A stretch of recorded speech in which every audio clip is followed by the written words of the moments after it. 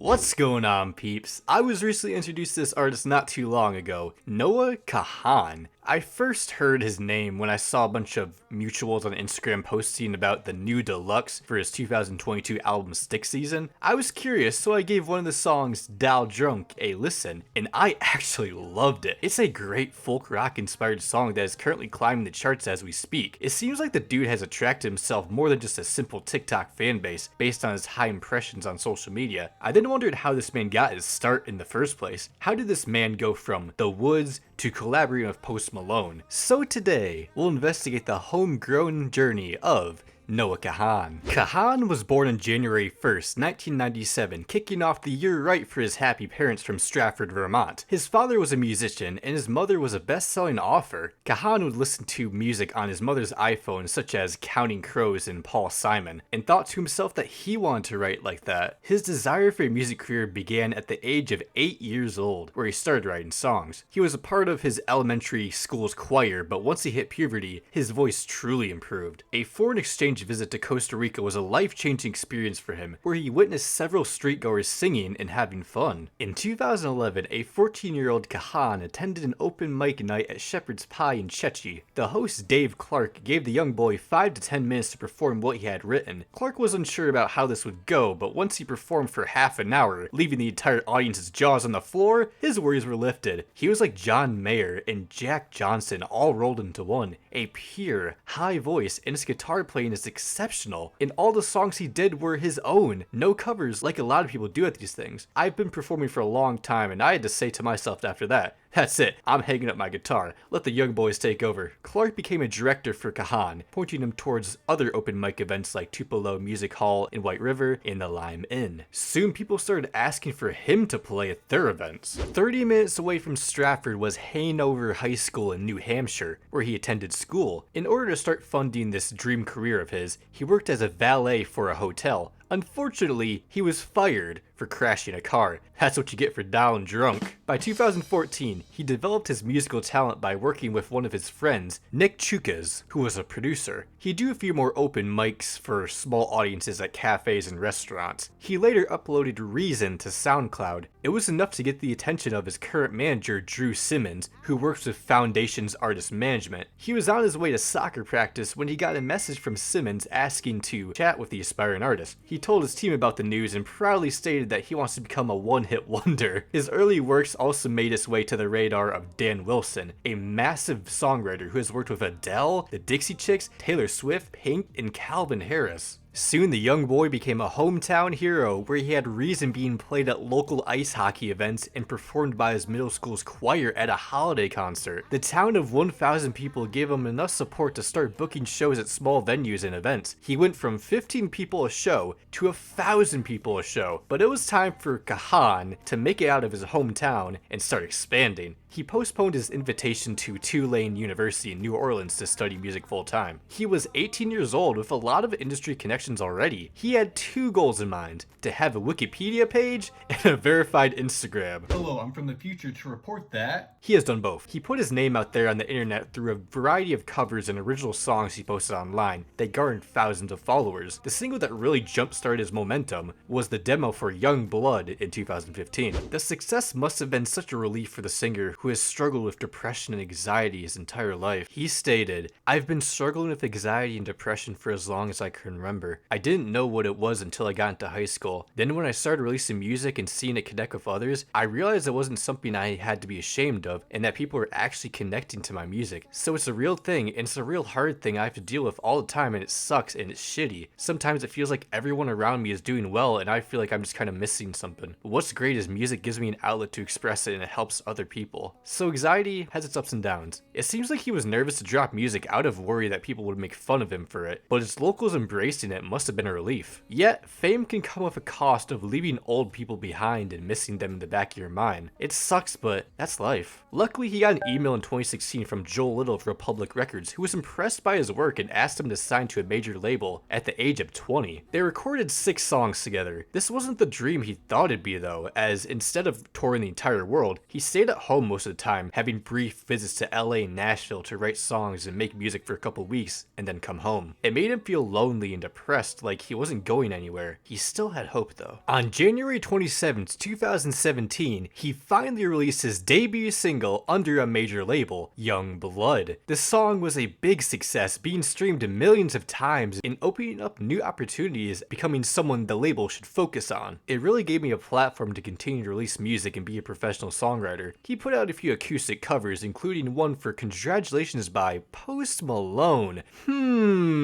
This next single, however, is where Kahan gets his first big break. Hurt Somebody was released on September 15th as the lead single for his debut EP of the same name. After this one picked up a lot of buzz, he got label mate Julia Michaels on the remix during January of 2018. This co-sign gave way for a radio run supported by Republic. It was a massive hit in Australia, being certified 5 times platinum, and has been streamed over 100 million times. He spent the rest of 2018 on tour with George Ezra and Dean Lewis, dropping 2 more singles, Come Down and False Confidence. At this point, he is just getting his name out there and building a strong fan base. After checking One Hit Wonder off his bucket list, it was time for him to drop his debut studio album. Busy Head was his debut album, released on June 14th, 2019 to decent success for the indie pop it was. It had several singles like False Confidence, Mess, and Cynic. It debuted at number 1 on Billboard's Heat Seeker chart, but none of the songs on this album matched the success of Hurt Somebody. It still received positive reviews from critics and fans. He'd then do his first headline tour where he sold out multiple small venues. Sadly, COVID struck, leaving artists like Kahan in a weird position where they're unable to play shows and have limited ways to produce the music they love. Noah revealed on his Instagram that on April 30th, 2020, he would release an EP that midnight, Cape Elizabeth. It was recorded at Chuka's home studio in Vermont over the course of a week, exactly 1 week after the singer Kahan departed New York City in March to avoid COVID-19. Due to the health risks of the pandemic, releases started slowing down, but Kahan was still writing songs. He was able to do a few loose collaborations with MXTAPE and Chelsea Cutler. He played the rest of the year fairly quiet. He turned to the growing app TikTok to play a few acoustic covers and tease new material he had written during the pandemic. One of these videos got 10 million views where he played the chorus for unreleased Stick Season. Despite all the comments begging for him to release it, the official version wouldn't see the light for quite a while as he was waiting for the best time to put it out. There was also a lot of pressure on him for the rest of the track to be as good as possible, so he could match the expectations. For now, he was playing to the TikTok strategy while filling these teasers with self-aware humor like his manager Drew, pretending to shelve him for being creatively bankrupt. There is this whole anti-mainstream approach to his humor where he's saying the quiet part that most artists won't say to sell the song out loud. He talks about how the song is going to slowly consume your soul and there's nothing you can do about it. He produced another viral teaser of Unreleased Part of Me that got 20 million views. With COVID guidelines finally lifted, Kahan made his return on June 17th, 2021, announcing his second album, I Was, I Am. He launched a tour for the record 5 days later. Kahan released the songs Part of Me and Someone Like You with Joy Latakan to hype up the release. The album was released on September 17th. While many saw it as a great record from Kahan, it commercially sold less than his debut, but he still had enough fans to stand by him throughout the lockdown, letting him know that he isn't alone. Jewish Ed Sheeran started teasing Stick Season again, looking to finally release it after nearly 2 years. The highly anticipated single would finally see the world on July 8th, 2022. The teaser strategy was successful for Kahan, becoming his first single to reach the Billboard chart since Hurt Somebody, peaking at number 2 on the Bubbling Under. It became a popular sound during the fall of 2022. It has since been streamed 100 million times on Spotify. Kahan revealed that his third album, Stick Season, would be released exactly 1 month after the announcement. The 14-track collection was produced by Gabe Simon and included 10 songs that Kahan wrote himself during the pandemic. He spent a lot of time in his home in Vermont, and Kahan created this record. In contrast to the majority of his earlier songs, which are more pop-orientated, Stick Season leans more towards the folk genre. He wanted to honor the folk singers he grew up listening to. When the album was released, it was critically acclaimed and commercially successful. AP News stated, "There's irony there. because these feel like songs both longtime listeners and newer fans will want to belt back to Kahan, not because they're produced for stadiums or arenas, but because they're full of nostalgic melodies that'll resonate far beyond New England. It became his first album to chart on the Billboard 200, debuting at number 14, selling 21,000 units in the first week. He continued to send singles like Homesick and Northern Attitude to alternative radio in order to get the word out about his new style. Throughout 2022 and 2023, Kahan performed 3 sold-out legs of his headline Stick Season tour. He performed songs from the album on numerous televised occasions. He sang Homesick on The Today Show and Stick Season on Jimmy Kimmel Live and The Kelly Clarkson Show. But he wasn't done feeding his fans who had been waiting years during the pandemic. Stick Season, Will All Be Here Forever, the album's deluxe edition, was confirmed by Kahan on May 25th, 2023. There was also a vinyl release with the deluxe reissue containing 7 new songs. One of these songs that was hyped up was Dial Drunk. This would end up being Kahan's breakout hit, debuting in the US Spotify Top 3 as a top single debut, with the rest of the record being streamed 10 million times. This new deluxe album allowed the record to leap into the Billboard 200 Top 3 best-selling albums, right behind Taylor Swift and Morgan Wallen, selling 71,000 in its opening week. This is 3 times more units than its standard release, and I'm proud to announce that Noah is no longer a one-hit wonder,